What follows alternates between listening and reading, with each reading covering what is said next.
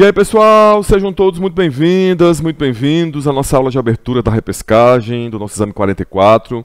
É um prazer aqui para mim estar começando esse curso com vocês. Meu nome é Marcos Oliveira, eu ministro aqui as disciplinas de tributário e administrativo no meu curso, mas aqui coordeno a segunda fase de tributário e nós estaremos juntos aí durante esses meses, essas semanas de preparação, para que vocês possam, enfim, conseguir esse resultado tão almejado, nosso, tão almejado por nós também, aqui professores da equipe, tá bom?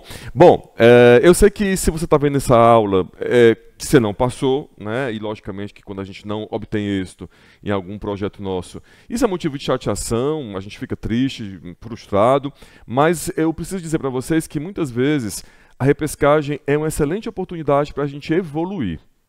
Eu acho que de tudo da vida, tudo que acontece na nossa vida, e eu utilizo isso na minha vida particular, a gente precisa tirar um proveito.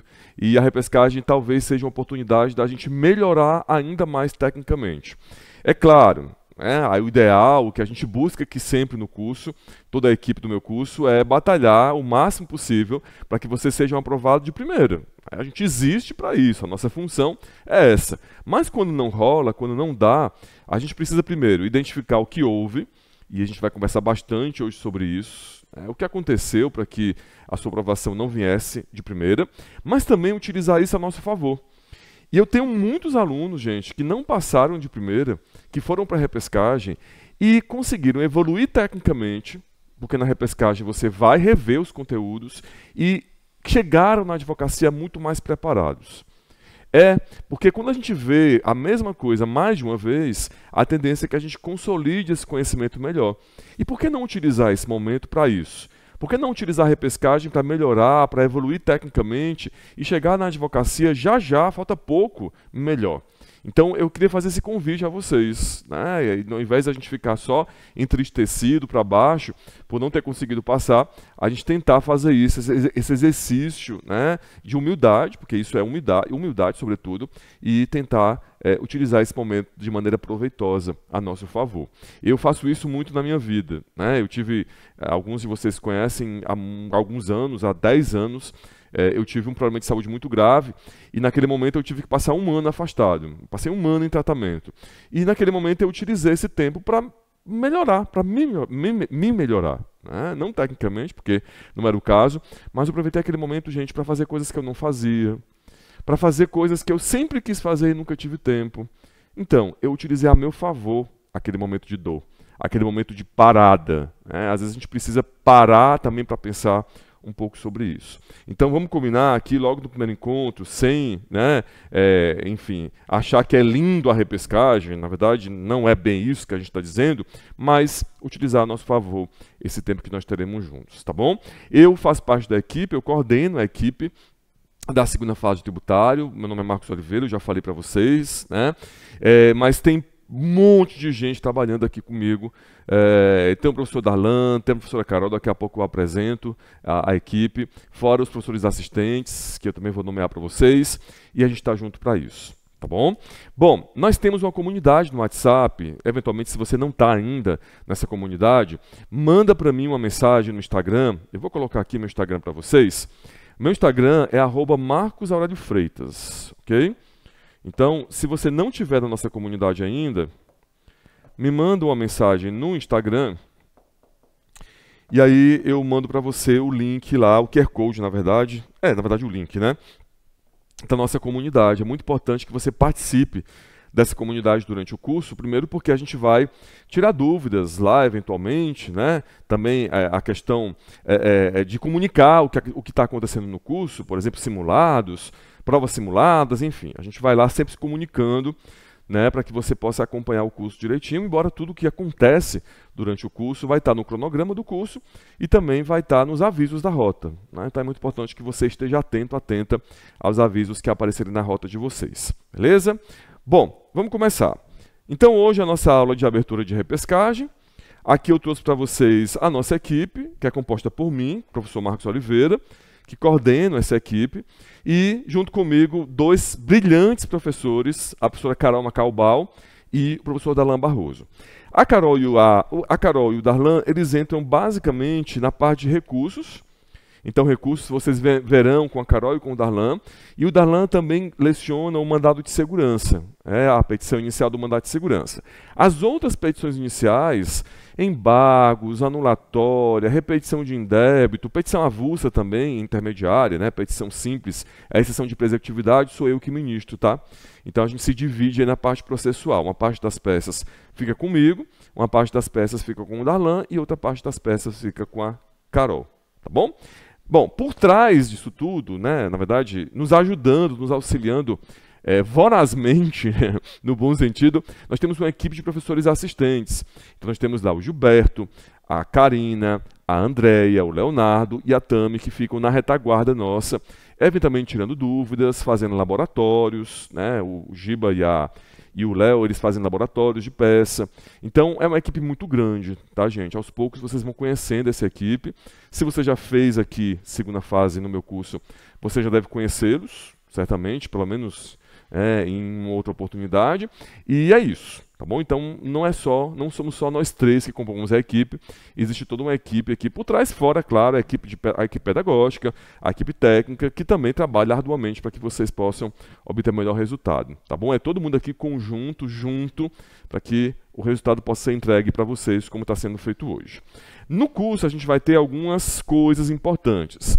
Lógico que hoje é uma aula de abertura, eu não vou conseguir falar de tudo, mas nós temos as aulas teóricas, as 200 aulas, nós temos 8 simulados, e daqui a pouco eu explico esse ver planos, 15 provas corrigidas, 3 e-books exclusivos e 6 provas que nós faremos juntos. Vamos por partes, né? Que é bastante coisa. Primeiras aulas teóricas, 200 aulas teóricas. Essas 200 aulas, elas são divididas em processo, direito processual e direito material, né? Então, a gente tem ali essa divisão entre as 200 horas de aula. O simulado, gente, eu ia falar sobre isso um pouco depois, mas já está aqui na apresentação. Segunda fase, bom, você sabe disso porque você está na repescagem, né? Mas é sempre bom reforçar. Segunda fase é uma prova de treino. A primeira fase, que é aquela fase que cai mais de 20 disciplinas, é uma fase em que a gente não se preocupa tanto com o treino. O treino é super importante, né? É super importante, mas na primeira fase a memória conta muito, né? Porque muitas coisas que aparecem na primeira fase são coisas que você tem que memorizar. Então você tem que ir lá memorizar, por exemplo, regras de direito ambiental, regras de direito internacional, regras de direito civil, de direito tributário. Lá, na primeira fase, a gente conta muito com a memória. Aqui, a gente não precisa contar com ela. E você sabe disso. Seja você que está migrando de área, seja você que já estava no tributário, sabe que na segunda fase, gente, a memória ela não é necessária. Só que é imprescindível o treino, a técnica. Você precisa chegar na sua prova tendo treinado as peças, tendo treinado a forma de resolver as questões. Porque eu sempre comparo a prova da OAB, e você que já foi aluno, aluna sabe que eu sempre falo isso, com a prova de atletismo, com a prova de natação, com qualquer prova que envolva capacidade física. Tem condições de um atleta chegar nas Olimpíadas sem nunca ter feito treino, gente? Essa pergunta é até estúpida, né? É uma pergunta estúpida. Lógico que não. Imagina se o Xuxa, imagina se os grandes nadadores, eles chegaram nas Olimpíadas só sabendo a teoria, só sabendo como é que dá uma abraçada, só sabendo como é que dá uma pernada, a técnica na teoria de cada um dos nados, crawl, costas, peito, borboleta. Não tem condição, né? A pessoa que chega no nível de Olimpíadas, ela precisa ter feito muito treino, ela precisa ter repetido muitas vezes. Então, é imprescindível que você ponha na cabeça de uma vez por todas, e eu sei que essa minha fala ela é dirigida a muita gente que está na repescagem, que você não vai passar na segunda fase sem treinar. É impossível. Eu não vou dizer que é impossível porque eu já tive um caso. Eu sempre conto esse caso, né? Nesses 20 anos, quase 20 anos de magistério na UAB, eu tive um caso em que um aluno ele não fez nenhum simulado e passou. Mas é muito raro isso acontecer. Porque como é que você vai, pela primeira vez na vida, fazer uma prova composta de 5 horas, com a peça processual e 4 questões, sem ter feito isso nenhuma vez antes? Fazendo aquilo pela primeira vez, você nem se sente confortável. Você que chega na prova pela primeira vez, fazendo a prova, quer dizer, fazendo aquele modelo de prova, gente, você vai se sentir desconfortável. Às vezes, quando a gente muda aqui o estúdio, por exemplo, quando aparece um estúdio novo aqui no meu curso, que eu vou gravar a aula, eu sinto um desconforto, porque é a primeira vez que eu estou fazendo aquilo. Então, não dá. E eu sei que grande parte das pessoas que estão hoje na repescagem, e é dolorido para mim dizer isso, porque eu passo o tempo todo, o curso todo, reforçando essa ideia, está na repescagem porque não treinou. E está fácil de resolver. Né? O legal dessa falha é que é uma falha fácil de resolver, só que só depende de você. Então, a gente precisa fazer esse pacto a partir de hoje. Refazer, porque se você está na repescagem, a gente já fez esse pacto, ou você fez em outro curso, ou aqui conosco, pelo menos uma vez. Não dá para passar sem fazer treino. E aqui no meu curso a gente tem, portanto, aí esses 8 simulados. Né? Alguns desses simulados eles são corrigidos, outros são de autocorreção. Como assim, Marcos?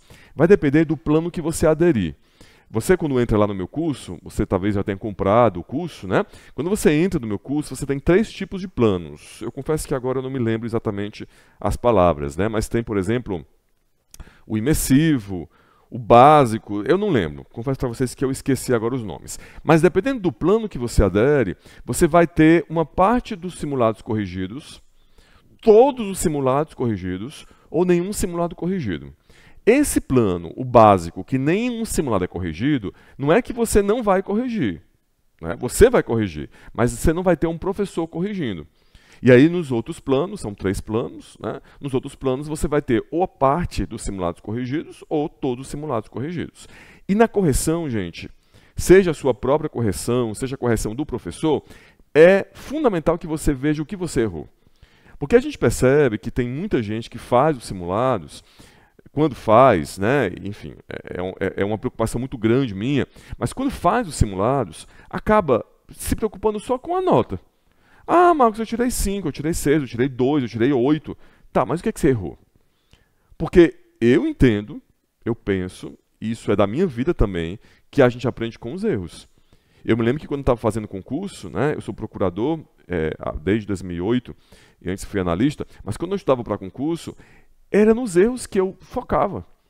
E tinha coisas que eu errava nos meus treinos, quando eu resolvia questões para os concursos que eu fiz, e na época da OAB também, que era exatamente o que caía na prova. Aquele erro que eu cometia, que às vezes até era um erro simples, de uma matéria muito simples, eu acabava repetindo aquilo na prova. E aí eu não repetia o erro, né? Eu repetia, na verdade, o questionamento, mas eu não repetia o erro. Então, foque nos erros, não foque nos acertos. Ah, mas isso é péssimo. Não, isso é ótimo, porque você vai errar de novo, ou você quer acertar o que você errou. Então, de novo, quando vocês pegarem os simulados corrigidos pela equipe aqui do meu curso, ou quando você for corrigir, se você aderir a um plano de autocorreção, que são todos simulados de autocorreção, você precisa ver o que você errou. É aí que você vai melhorar. É aí que você vai incrementar o seu conhecimento. Nos simulados que são corrigidos individualmente, os professores eles fazem anotações, observações, dizem o que é que você pode melhorar, o que é que você está mal. Isso, gente, tem que ser o seu guia, né? Tem que ser a sua bússola na preparação. Porque, de novo, não adianta você se preocupar só com a nota que tirou. Na prova, no dia da prova, tirou 6, partiu, né? Partiu que eu digo. Felicidade total, mas na preparação não. Na preparação você precisa ter essa preocupação em sempre observar o que você errou, em que você está mal. Aqui também no curso a gente tem 15 provas corrigidas. O que são essas provas corrigidas? São as últimas 15 provas da segunda fase de tributário. Então vai aparecer na rota de vocês, eu não trouxe agora, não vou mostrar a rota em si, mas vocês vão poder verificar isso quando vocês logarem lá no BIP, que tem uma rota que é só de provas corrigidas.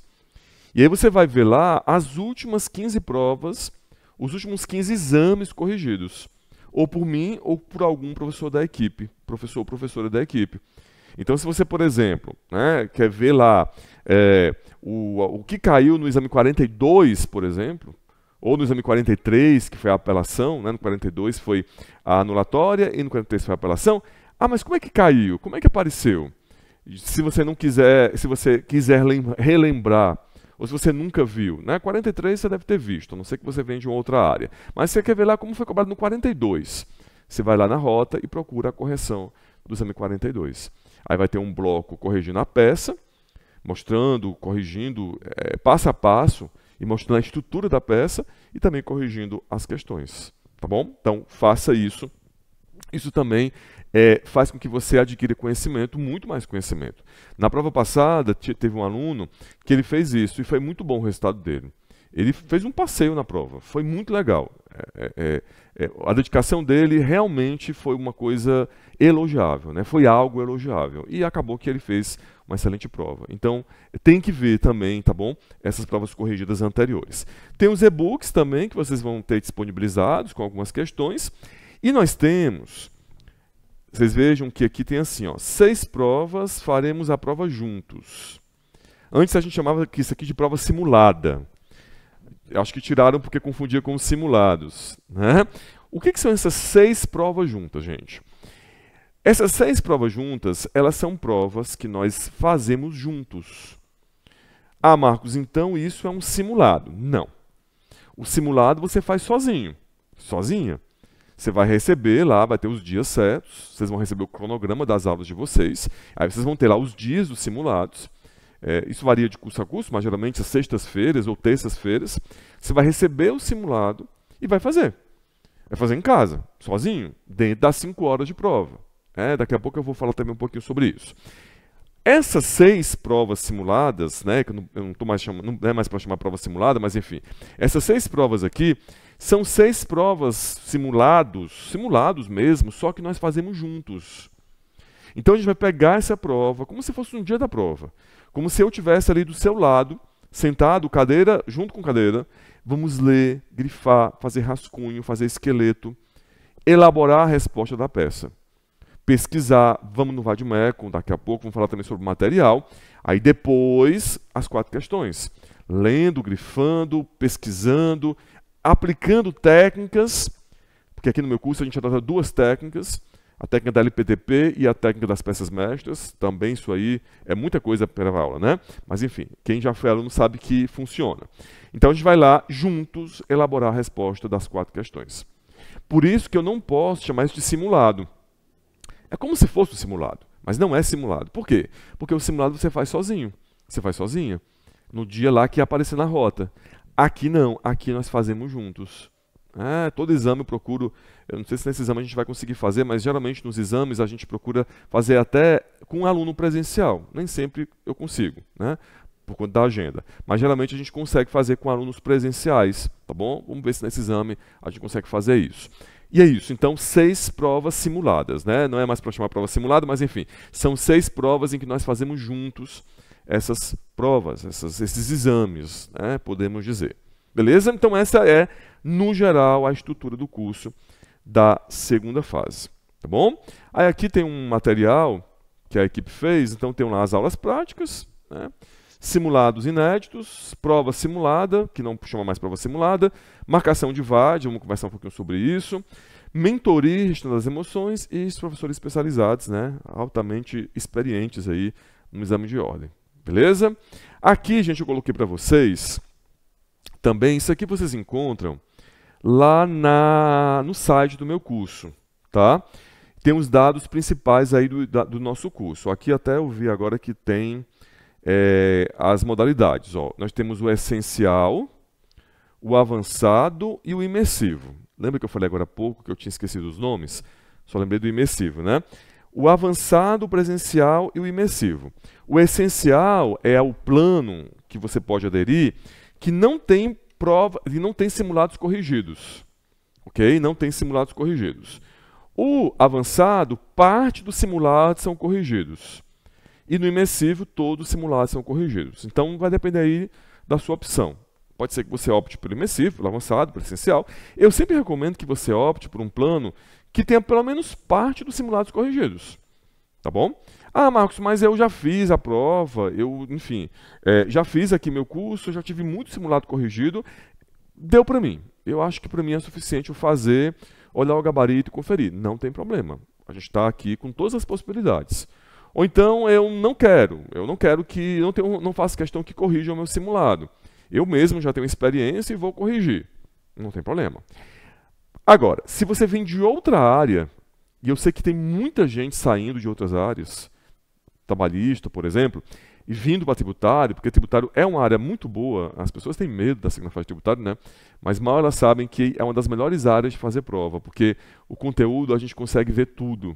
É muito legal. Você chega na prova muito confortável, né? Pelo menos se você tivesse dedicado ao máximo possível. Então, se você vem de outra área, do civil, trabalhista, penal, aí eu não recomendo que você faça sem correção individualizada. Aí eu acho que realmente ou você faz o imersivo ou você faz o avançado, tá? Porque aí você não teve experiência ainda com simulados, com enunciados da nossa área trabalhista, da nossa área tributária. Eu acho que aí seria recomendável. Beleza? Fica essa dica. Eu acho que mudando de área a gente precisa ter um pouquinho mais de cuidado. Beleza? Agora, vem na repescagem, já vem de tributário, opta pelo menos pelo avançado. Tá bom? Agora, se quiser uma preparação turbinada mesmo, aí você faz lá o imersivo.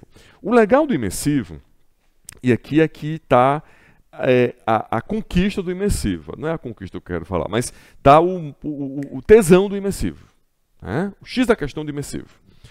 É que no curso imersivo, eu tenho incluído o curso de treino de questões. Então, o que é esse curso de treino de questões? É um curso em que a gente vai fazer questões de segunda fase juntos. Esse curso fez um sucesso gigante no exame passado. E aí no imersivo, esse curso está incluído, esse curso de treino de questões está incluído no plano imersivo. Então, confirma lá no site direitinho, tá bom, o que você quer, vê direitinho nos descritivos, aqui vocês viram, ó, você pode baixar o descritivo, tá bom, completo, para você ver qual é o perfil da sua preparação. Beleza? O curso começa dia 24 de junho, começou com a aula do Darlan, né, e vai até o dia 19 de outubro. Nós vamos ter uma parte do... Como é que está aqui? Online a partir do dia 24/6. Na verdade, aqui, para quem vai fazer presencial, a modalidade presencial, ela só começa depois, né? Quero dizer, quem optar pela modalidade presencial vai ter uma parte das aulas online até a prova da primeira fase. E aí depois da prova de primeira fase, aí começam as aulas presenciais. Entendeu? Então, se você fez online, isso não é para você. Se você comprou o curso online, isso não é para você. Não se preocupa. Comprou presencial. No presencial eu vou ter até a prova de primeira fase aulas online. Então, não vai ter aula presencial até a prova da primeira fase. Passou a prova, aí começam as aulas presenciais terças e quintas. Terças e quintas. Beleza? Bom, o que mais? Vamos ver aqui. E aí tem a semana de revisão também, né, que é a partir do dia 13 de outubro, que é a semana da prova. Né? A semana da prova tem a semana de revisão. Beleza? Aqui tem tudo que tem no curso, simulados, né? Por exemplo, aqui prova simulada, cronograma de estudo, provas anteriores comentadas, enfim, vocês fiquem à vontade aí para ler toda essa quantidade de coisas legais que tem. E aí a gente já passa aqui para estudar um pouquinho as estatísticas da segunda fase. Sempre que eu começo um curso de segunda fase, eu gosto sempre de trabalhar um pouquinho, isso serve tanto para quem está na repescagem, como, aliás, tanto para quem vem já do tributário, como para quem vem das outras áreas. Eu gosto sempre de fazer uma estatística das peças que são cobradas. O exame de ordem, gente, ele mudou muito durante os tempos, né? Ele mudou muito durante esses anos. Mas tributário é uma área que não sofreu grandes mudanças. A gente vê algumas áreas, e aí eu vou ter que falar da trabalhista, que teve como é que eu posso dizer, muitos altos e baixos, digamos assim. Provas muito fáceis, com peças muito fáceis, e provas com peças muito difíceis. Provas com peças típicas e provas com peças atípicas. Então a gente percebe que em trabalho, e às vezes até em penal, eu tenho uma variabilidade muito grande, em termos digamos, de dificuldade da prova. Em tributário, eu acho que o perfil do examinador é um pouquinho diferente. Em tributário, eu tenho uma homogeneidade melhor, uma homogeneidade maior. Isso não quer dizer que a prova sempre seja no mesmo grau de dificuldade. Não, né, gente? Até porque, vamos combinar, o grau de dificuldade depende muito de como você se preparou. Né? Pode ser que para uma pessoa a prova tenha sido fácil e para outra tenha sido muito difícil. Isso vai depender ali do grau de dificuldade. Mas em termos de peça, eu não tenho uma alteração, uma variabilidade muito grande na segunda fase do tributário. As peças que são cobradas, elas são peças, digamos assim, mais previsíveis. Claro, óbvio, elementar. Aqui no curso a gente estuda todas as peças. Ah, Marcos, mas para vocês terem uma ideia, né? Talvez vocês que estejam assistindo a aula não tenham feito o curso passado. A gente vê até contestação, que eu acho que nenhum curso dá. A gente tem contestação. A gente vê contestação em medida cautelar fiscal. A gente vê, por exemplo, todos os recursos. Recurso especial, recurso extraordinário, agravo interno, tudo. A gente vê tudo. Todas as peças são vistas na segunda fase do tributário. Agora, claro que tem umas que se repetem. Claro que tem umas que nunca apareceram. Mas você não pode correr riscos. O lance é esse. Você não pode correr riscos na segunda fase. No exame passado, faltando uma semana para a prova, uma aluna chegou para mim e disse: professor, tomara que não caia agravo. Eu estou torcendo para não cair agravo. Eu falei, mas por quê? Porque agravo é um recurso tão comum. Agravo é um recurso tão fácil de identificar. É uma decisão interlocutória que é objeto de recurso. Por quê? Ah, não, porque eu não estudei muito bem a estrutura. Espera, vai estudar agora. Falta uma semana para a prova. Você vai ter que estudar a estrutura do agravo. Né? Então, não dá para a gente correr riscos. Ah, mas tomara que não caia. E se cair? O que você vai fazer? Tem um exemplo que eu dou, toda a turma eu dou esse exemplo. Uma aluna minha, muito boa, excepcional, que ela apostou no exame que ela fez, não lembro o nome do exame, que não ia cair recursos. Por quê? Porque ela escutou alguém falar, algum curso preparatório, algum professor falou, ela era nossa aluna, tá? Mas ela escutou algum professor de algum curso falando que não ia cair recursos. Primeiro eu me pergunto, gente, o que leva uma pessoa a dizer que com certeza não vai cair uma peça? Me parece uma irresponsabilidade. Né? E aí o que aconteceu? Ela falou assim, eu não vou estudar recursos. Eu falei, fulana, estuda. Estuda. Porque se cair, você vai se arrebentar. Você vai se arrebentar, você não vai passar. O que aconteceu? Ela teimou, né, como diz o Nordeste, sou cearense, ela teimou e disse, não vou estudar, professor, porque não vai cair. Foi exatamente no exame dela que caiu o recurso ordinário constitucional, que nunca tinha caído, que caiu pela primeira vez, e foi reprovação em massa. Por quê? Porque muita gente cismou que ou não ia cair recursos, ou se caísse recursos, seria só apelação ou agravo, apelação ou agravo. Apelação é o recurso que mais cai na segunda fase de tributário. Mas já caiu agravo várias vezes também. E já caiu o recurso ordinário constitucional. Então nada impede, gente, que no 44 caia um recurso especial. Nada impede que no 44 caia um recurso extraordinário. Nada impede que no 44 caia uma contestação em medida cautelar fiscal. Que eu nunca vi ninguém dando, mas aqui a gente tem. Tá? Então a ideia é, claro, a gente tem uma estatística, a gente tem uma certa previsibilidade, a gente tem ali, né, uma zona mais ou menos previsível, mas a gente não pode ficar caminhando só nessa zona. Porque caminhar nessa zona é caminhar na zona confortável. Mas o examinador ele pode querer, na nossa prova, nos tirar dessa zona de conforto, nos tirar dessa acomodação. Então, não pode correr riscos. Tá certo? Eu sei que, até eu sempre falo, né, que qualquer hora eu vou fazer psicologia, eu sempre quis fazer psicologia, mas não fiz ainda. Mas qualquer hora eu vou estudar psicologia e eu vou fazer um estudo para para responder a minha dúvida que eu sempre tenho. Por que é que vocês, tributário, não gostam de recursos? É um negócio impressionante.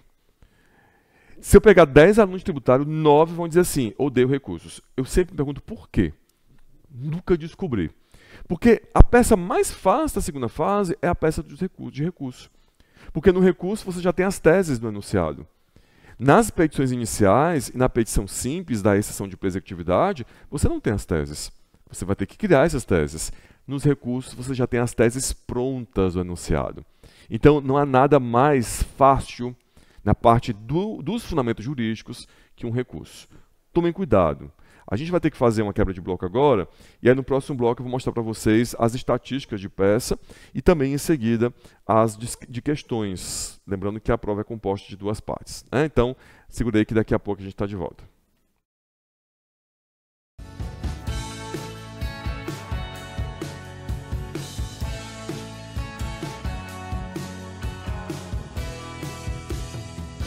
Bom, pessoal, passamos agora para a segunda parte da nossa aula. Estamos vendo aí, estudando, né, a estratégia, o raio-x da segunda fase tributária. Eu sei que você que está na repescagem tributária já conhece algumas dessas coisas, mas é sempre bom a gente rememorar. E se você vem de outra área também, é muito bem-vindo, muito bem-vinda, e serve para você entrar aí na atmosfera da segunda fase de tributário. Estávamos no final do bloco anterior conversando um pouquinho sobre as peças e dizendo para vocês que na segunda fase de tributário existe uma certa homogeneidade com relação à cobrança das peças.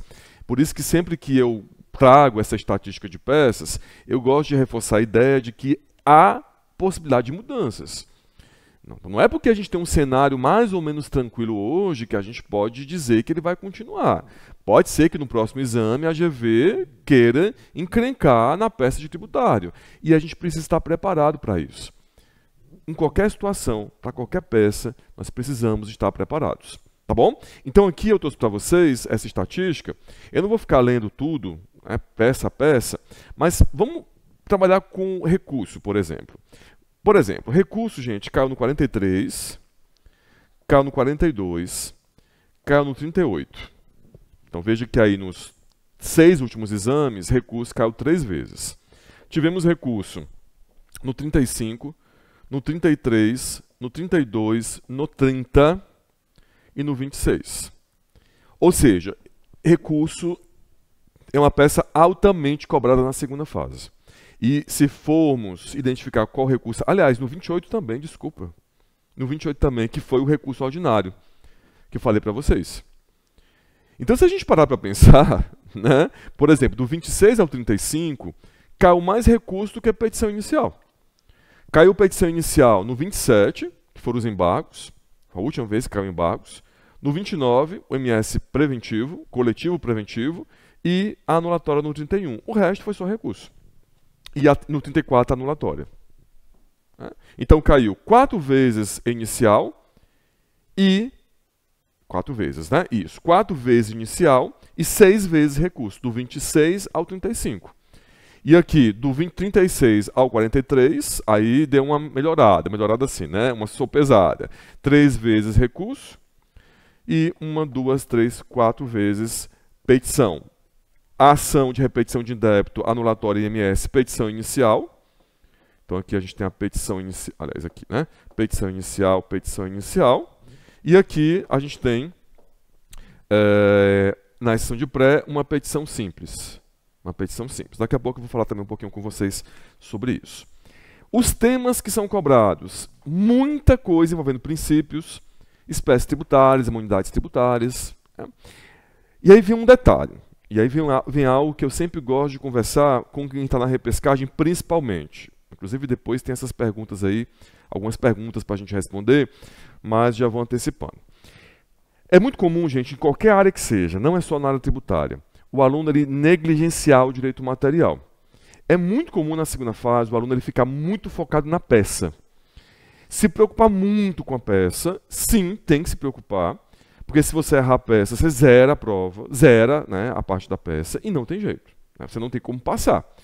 Se você zera a peça, você perde 5 pontos. Não tem como você passar. Então, lógico que a gente tem que ter a consciência de que saber identificar bem a peça é necessário, é imprescindível.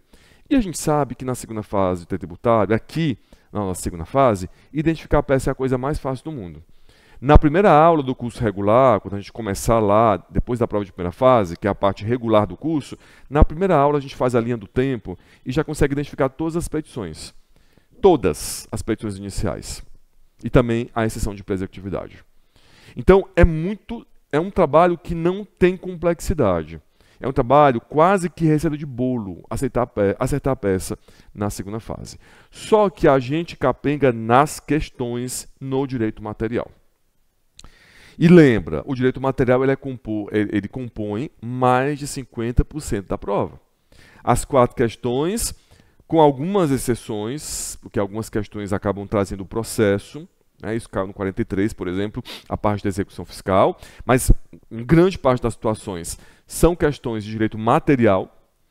Então, metade da prova ali, as 4 questões, já são de direito material, via de regra, e as teses são de direito material. Então, mais de 50% dos pontos que você precisa vêm do direito material. Como é que você vai se dar o luxo de não estudar direito material? Então, se você vem de outra área, ou se você vem do tributário, seja um aluno que já fez curso conosco ou não, você vai me prometer que nesse exame você vai estudar direito material. Porque de 10 alunos da repescagem que eu pergunto, por que você não passou? O que você acha? Fala para mim, vamos lá, vamos ter uma conversa franca. Por que você acha que você não passou? 9 de 10 vão dizer direito material. Eu não sabia identificar o direito material. Eu tinha dificuldade de identificar o direito material. E isso não é falta de aula. Porque a gente vê todas as temáticas, todas as temáticas de direito material. Vê tudo. Né? Isso é falta de treino. E o treino só se dá por meio dos simulados. Porque é por meio dos simulados que você vai exercitar a pesquisa no Vadimeco. Estou até aqui com os Vadimecos na mão. Tá bom? Então, atenção para isso aí. Beleza? Bom, aqui a gente vai ter também as estatísticas das questões. Então, eu não vou ler tudo, óbvio, mas vocês percebem que tem temas que se repetem muito na segunda fase. Um tema campeão na segunda fase, por exemplo, são princípios. Ó, por exemplo, aqui no 31 caiu princípios, no 28 caiu 2 questões de princípios. Não é tão incomum. É mais do que comum cair princípios na segunda fase. Aqui, por exemplo, no 37, não, no 37 não. No 36 caiu 2 questões de princípios, 35 princípios, 2 questões de princípios, né, e por aí vai. No 42, que foi um exame que é de nível médio, assim, um exame um pouquinho mais complicadinho, a gente teve 3 questões de princípios. 3 questões. Eu achava até que fossem 2, foram 3. Tá? No 41 teve 2 questões. Então, assim, gente, princípios é um tema matador. Ou ele mata você, ou você mata ele. No bom sentido. Tá bom? Então, tem que estar muito princípios. Imunidades, as espécies tributárias. O processo tributário vai sendo cada vez mais cobrado na segunda fase. Por exemplo, aqui no exame 43, a gente teve uma questão lá de processo tributário, envolvendo a execução fiscal e exceção. Envolvendo a execução fiscal e exceção de presecutividade. Tivemos também uma questão de processo tributário no 40, uma questão de execução fiscal. Então, aqui é só para a gente ter uma ideia de que temos sim também na segunda fase, nas questões, alguma previsibilidade. Mas também há as pontas. Há também os pontos fora da curva. De vez em quando aparece uma questão meio, assim, cabulosa. Né? Por exemplo, no 42 cai uma questão que era um pouquinho mais complicada, uma questão, que foi a questão 4, né? A questão de isenção. E eu tinha dado, na véspera da prova, essa questão de bandeja. A prova foi no domingo, como sempre é, né? No sábado a gente fez o detona, no sábado de manhã. O detona do 43 foi sábado da tarde, mas o 42 foi sábado de manhã. E eu falei, isso aqui vai cair. Leiam esse artigo. E eu dei a questão. Né? Então, a revisão ela também é muito importante. A semana de revisão é muito importante. Porque na semana de revisão, eu falei isso no exame passado, a gente coloca algumas coisas que estavam fora do radar. Algumas coisas que estavam ali meio que fugindo, fora do padrão de questão, fora do que a gente entende como mais previsível, nós trazemos na revisão. Toda revisão é a mesma coisa. Eu trago coisas assim meio fora da curva e sempre aparece alguma coisa ali fora da curva nas questões ou até na peça, na parte das teses jurídicas da peça. Então, cuidado também com isso. Bom, aqui eu tenho alguns questionamentos. Na verdade, eu trouxe isso aqui, mas eu acabo falando sobre tudo isso antes. Algumas orientações. Para a repescagem, gente. Primeiro, orientações para a repescagem. São 3 perguntinhas que estão muito ligadas uma à outra. Em que parte você teve maior dificuldade na preparação? É muito importante que você agora, ao começar o curso, ao voltar à preparação, você faça esse questionamento. O que foi que me atrapalhou? E isso é muito pessoal. Pode ser que para você o que atrapalhou foi a gestão do tempo. Pode ser que para você o que atrapalhou foi o direito material. Pode ser que na sua vida particular tenha acontecido alguma coisa que te tirou do rumo. Na prova passada, a gente teve uma aluna muito querida, eu nem sei ainda se ela passou, que ela teve um problema de saúde na família dela. A sogra dela adoeceu. Lógico, gente, que isso desestrutura a pessoa. Óbvio. Eu sempre falo, a nossa vida não para. A nossa vida continua. Com AB, sem um AB, a nossa vida não vai parar. A minha não para e a de vocês não para. Então, assim como eu tenho que me rebolar durante o curso, que é um período muito intenso da minha vida, para eu pegar meus problemas e resolver da maneira mais prática possível, sem enrolação, e o que não dá para resolver naquele momento eu resolvo depois, vocês também têm que fazer isso. Vocês têm que focar. Vocês têm que ser racionais. Claro, você não vai deixar um filho seu, digamos assim, que está doente, sem tratar. Não é isso que a gente está falando, né, gente?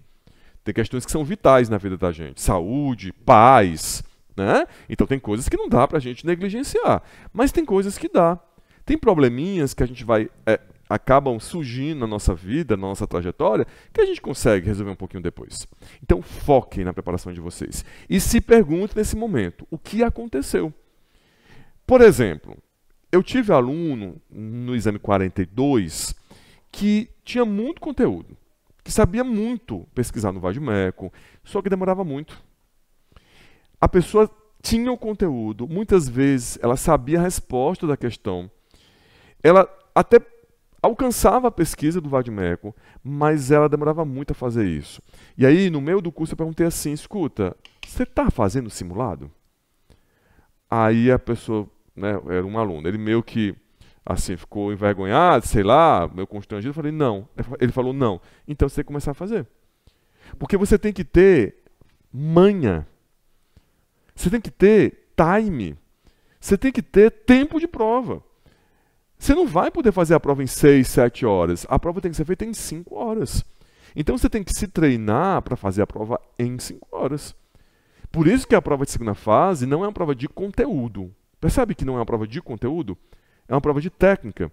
Porque você pode ter todo o conteúdo jurídico do mundo, gente. Se você não tiver treinado para fazer a prova em 5 horas, você não vai passar. Você pode ser Pontes de Miranda. Hugo de Brito Machado.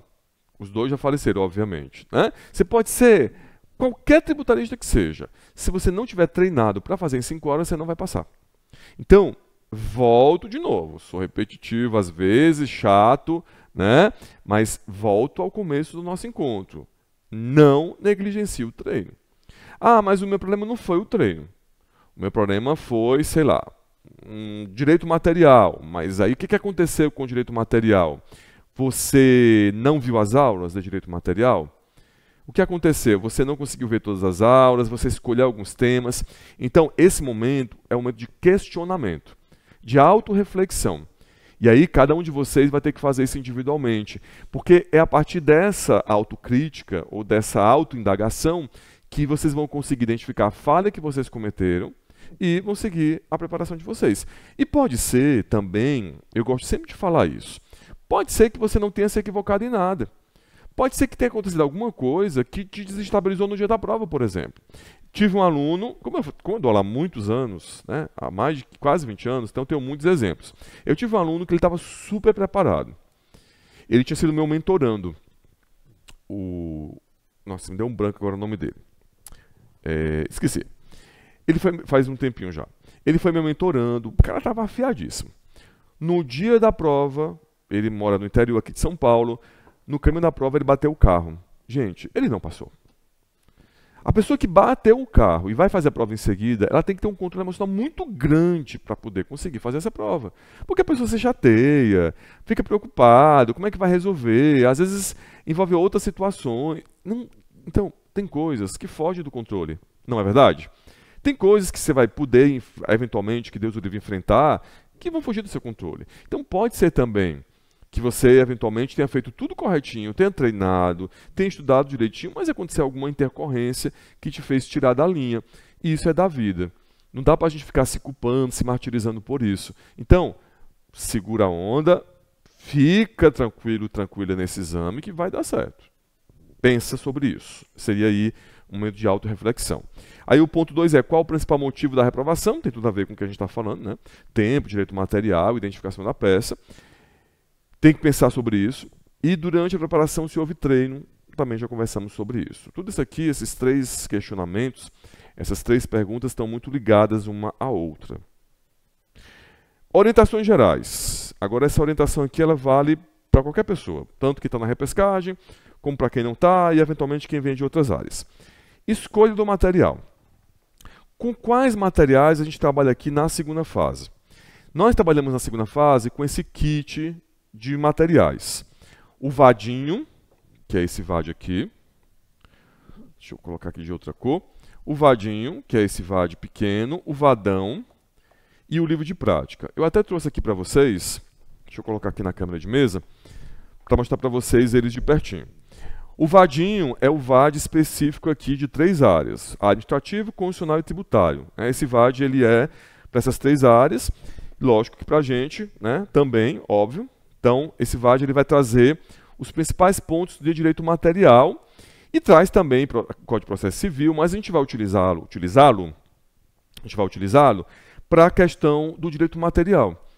Então, durante as aulas, quando a gente tiver as aulas de direito material de processo, eu sempre vou dizer, gente, olha, agora vamos marcar no vadinho, ou agora vamos marcar no vadão, tá bom?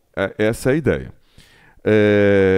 Então, a gente tem aqui esse vadinho.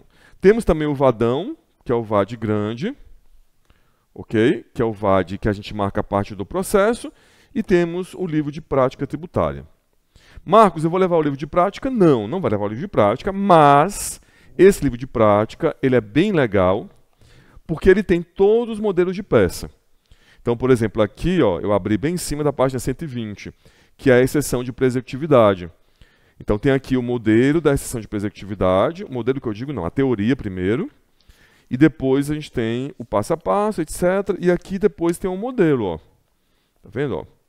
Então, sempre em todos os capítulos, a gente vai ter a teoria da peça, depois a gente vai ter o passo a passo da peça, uma questão comentada, uma situação que já caiu com essa peça, e depois o modelo de peça. Tá bom? Então, cada capítulo vai ter aí essa estrutura. Lógico, esse livro de prática você não vai levar para a prova, porque é um livro de preparação, mas os alunos que compram esse livro, né, a gente tem muitos alunos que compram, eles falam que ajuda muito, porque a pessoa vê a aula e vai no livro. Vê a aula e resolve lá uma peça, né, que eventualmente já tenha caído, e fica com o modelo. Embora a gente, aqui na segunda fase, é importante dizer isso também, é muita coisa, né? Mas enfim, a gente vai aos poucos falando. Nós fazemos a peça durante a aula. Assim, desde que comecei a dar aula na segunda fase, há muitos anos, eu nunca acreditei muito no processo de aprendizagem passivo. O que seria o processo de aprendizagem passivo? Seria eu chegar na aula de vocês e entregar um modelo de peça para vocês. E trabalhar em cima desse modelo.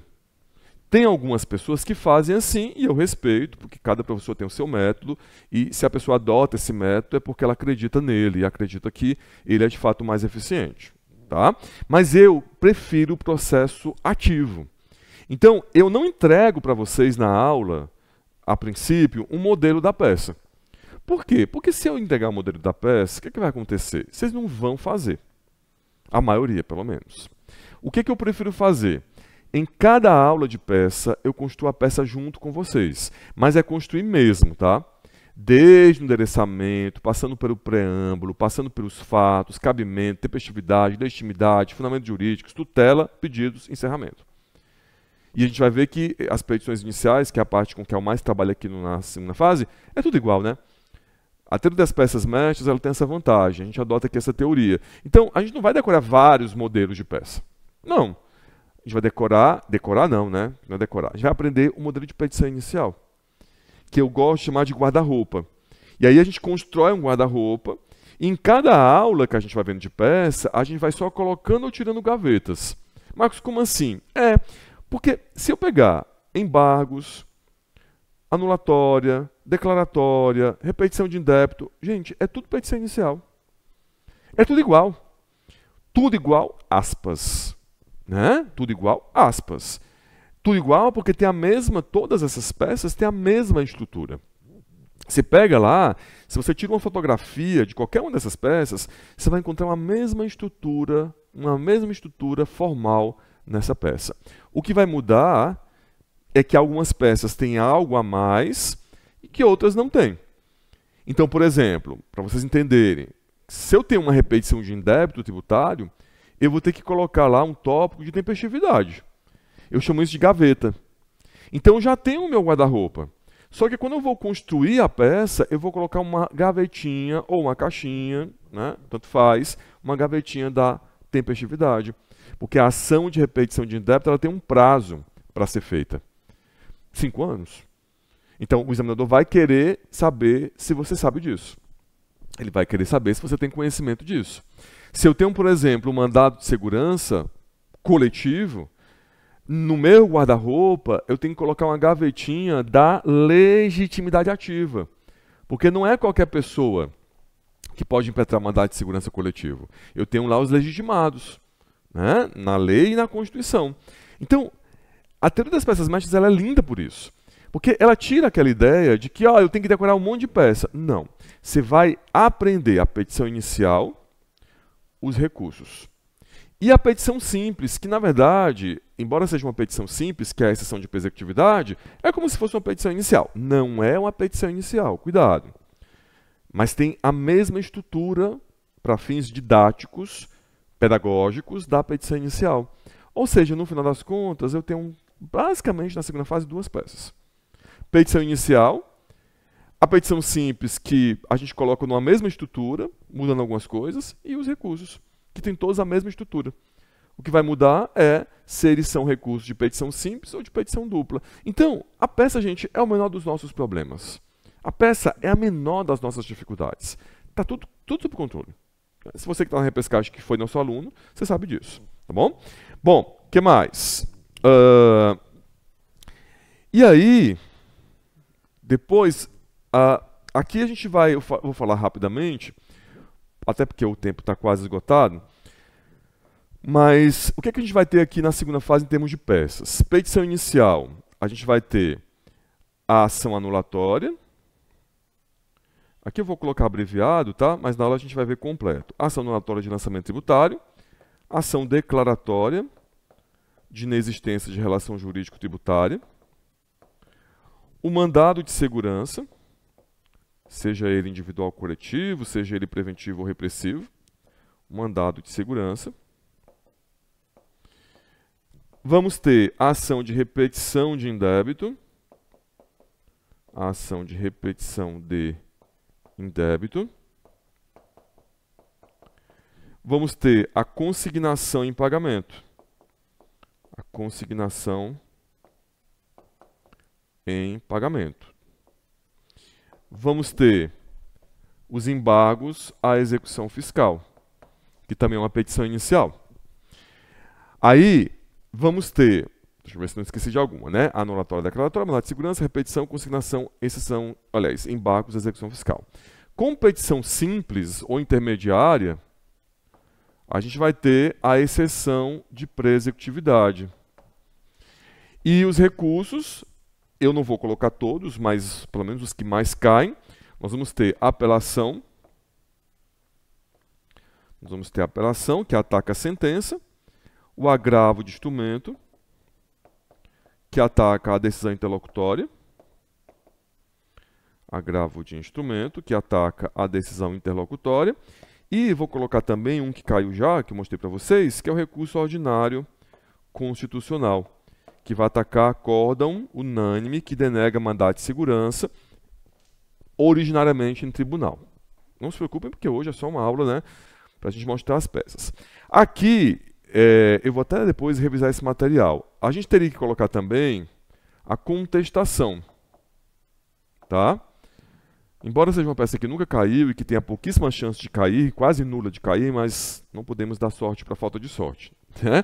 Então, a contestação em medida cautelar fiscal, que seria uma defesa, seria uma terceira estrutura, né? Então a gente teria aqui a petição inicial, ou as petições iniciais, a petição simples, os recursos e as defesas. Embora embargos e EPE também sejam defesas, mas não são defesas clássicas em ação de conhecimento. A contestação é uma defesa em ação de conhecimento, que é a medida cautelar fiscal. Quantas estruturas vamos ter que estudar aqui? Uma, porque, repito, embora a EP não seja uma petição inicial, ela vai ser a mesma, vai ter a mesma estrutura, uma estrutura semelhante da petição inicial. Então vamos aprender uma estrutura, duas estruturas, e só porque a gente é abusado, 3 estruturas. A defesa, a contestação. Fora isso, não tem mais nada. Fora isso, é passar. Fora isso, é aprovação. Né? Então, não se preocupem, porque vai dar tudo certo. Tá bom? Eu falo isso muito mais para quem vem de outro curso, porque talvez tenha ali adotado uma outra técnica, enfim, e também para quem está vindo de outra área. Algo muito importante, gente, que eu coloquei aqui para vocês, que eu acabei pulando, é a questão da marcação do material. Isso eu acabei não falando, mas eu vou finalizar a aula de hoje falando. A segunda fase, a gente já conversou, e eu acho que você já foi convencido, é uma prova de técnica, não é uma prova de conteúdo. Só que a gente precisa chegar na prova de segunda fase com o material muito bem marcado. Como é que funciona aqui no meu curso a marcação dos VADs? Não temos uma aula de marcação de vadimeco. Tem alguns lugares que fazem o quê? Eles colocam uma aula ensinando a marcar o vadimeco. E durante as aulas é só teoria. Não é assim aqui no meu curso. E desde que eu comecei, eu nunca abri mão disso. Né? Então, durante as aulas, só para vocês entenderem, durante as nossas aulas, aula a aula, sem exceção, a gente vai marcar o vadimeco, de acordo com o que fala o edital. Então, por exemplo, aqui, vocês vão observar, na parte constitucional, tem algumas coisas aqui da segunda fase de ADM, que eu coordeno também, mas aqui, por exemplo, na parte de direito tributário, nós temos todos os artigos marcados, os artigos importantes marcados. Ah, Marcos, mas como é que é feita a marcação? De acordo com o edital. Então, nós não vamos fazer nada aqui que o edital não permita. Eu até coloquei aqui no material de vocês, talvez vocês depois podem ver. Não vai dar tempo para a gente ver, mas vocês veem. O que pode, o que não pode. Mas nem se preocupa com isso. Porque tudo que for permitido, a gente vai fazer. E tudo que não for permitido, a gente vai alertar que não pode fazer. Tá bom? Nós também utilizamos aqui, além da marcação, nós utilizamos essas filipetas, né? Não sei nem se chama de filipetas aqui, mas separadores de página, que são padrão FGV. Eles têm aqui os números das leis, etc. O CTN, né? Cuidado, isso já é importante falar na primeira aula, para vocês não esquecerem. Não pode levar para a prova de segunda fase aqueles post-its em branco, comprados em branco, óbvio, e escrito o número da lei, tá, gente? E às vezes na porta de prova, quando a gente faz porta de prova, aparece aluno assim, porque não foi bem orientado. Então só pode ser dessa forma, já confeccionado com os nomes das leis. Então não adianta você pegar aqueles post-its, colocar aqui, colocar CTN, porque você não vai poder utilizar esses post-its. Tá bom? E a parte do processo, a parte do direito processual, a gente faz a marcação por meio de clips também. Tudo de acordo com a FGV, porque a FGV permite isso. Então vocês vão ver que para cada cor aqui, a gente vai ter um comando, né? Então, por exemplo, tem lá a parte das tutelas, vamos marcar de uma cor. Tem lá a parte dos pedidos, vamos colocar um clipe de outra cor. Isso não é estruturação de peça. Tem algumas colocações de clipes que eu vejo às vezes e me preocupa, porque acabam funcionando como uma estruturação. E o edital ele veda isso. Bom? Então, resumidamente, para a gente finalizar, marcação a lápis ou marca-texto no vadimeco. Né? E aí você pode escolher. Eu não gosto muito de marca-texto, porque alguns marca-textos eles são muito porosos e acabam passando para a página seguinte. Eu sempre marco de lápis os meus VADs. E a marcação por meio de clips, a parte do processo. É isso. Se você não fizer isso, você dificulta um pouco sua vida na prova, porque você chega na prova com esse vadimeco limpo, em branco, sem marcação, e aí para você pesquisar a peça e as questões, você vai ter muito mais dificuldade.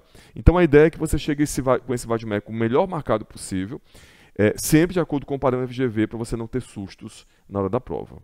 Tá bom? É isso. Qualquer dúvida que você tiver, manda para mim. Eu já coloquei no começo da aula no meu Instagram, mas faço questão de repetir, @Marcos Aurélio Freitas, tá tá bom? Vamos aí caminhar, o Natan está colocando aí a técnica, obrigado, Natan. A gente vai caminhar juntos, então, vai dar tudo certo, vocês precisam ficar tranquilos, tranquilas, para a gente fazer um excelente trabalho. E é uma relação de mão dupla.